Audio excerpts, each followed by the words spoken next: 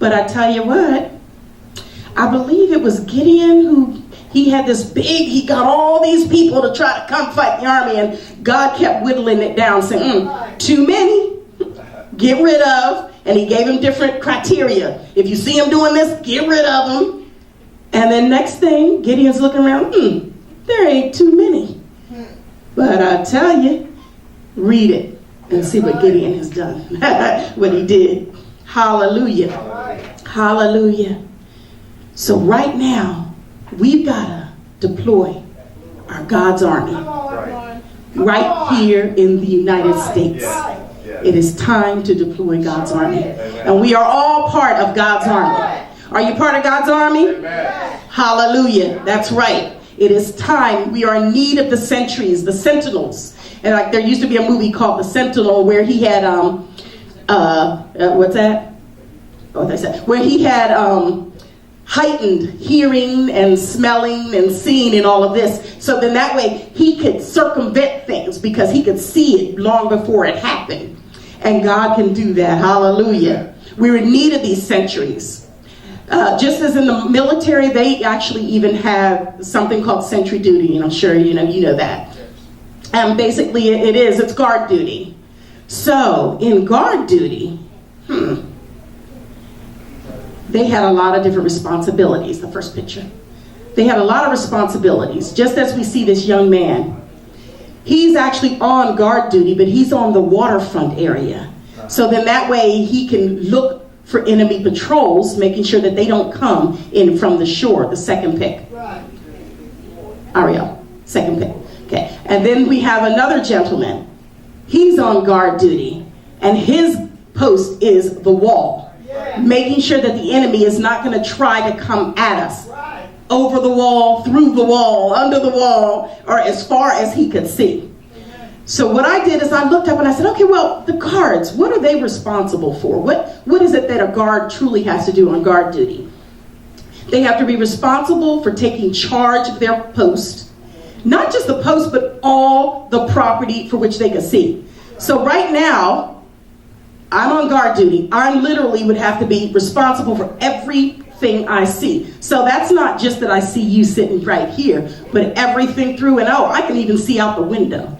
So they would be responsible for even all of that. So everything around them, they could turn 360 and they're responsible for it all. They have to walk the post, keeping alert and observing everything that takes place. That's right. Not just, oh, I saw something over there. I didn't think that was, really any concern of mine. No, everything that takes place, they are responsible for. So they couldn't slouch. They couldn't keep their hands in their pockets walking around. They can't sit down. So imagine for however long their guard duty is, they had to walk it. They can't sit down. You have to stay alert. You can't allow the enemy to try to do a sneak attack on you. You cannot allow that enemy to try to change your direction. And so then that way you can't actually see what's coming. There's a lot of things you have to be responsible for. They have to report any violations of orders. And by that means, because what would happen is, I was reading is, sometimes when they are in boot camp and they're trying to learn these things and know what they're responsible for, they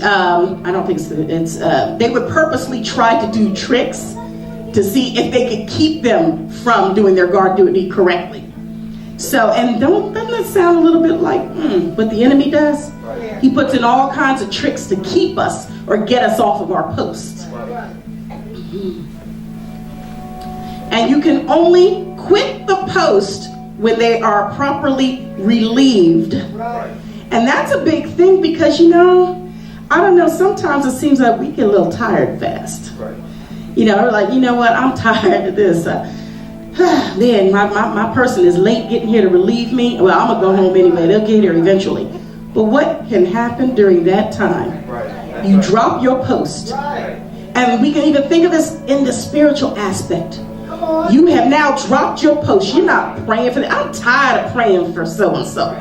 They ain't getting any better. But no, you're dropping your post. You got to stay strong. Wait for your relief, because God will bring somebody, say, hey, here, let me help out. Okay, now you take a rest. Well, I will then pray for this person. And that brings up that Pastor James and I were talking about, that there will be times when we will be doing 24-hour prayer times.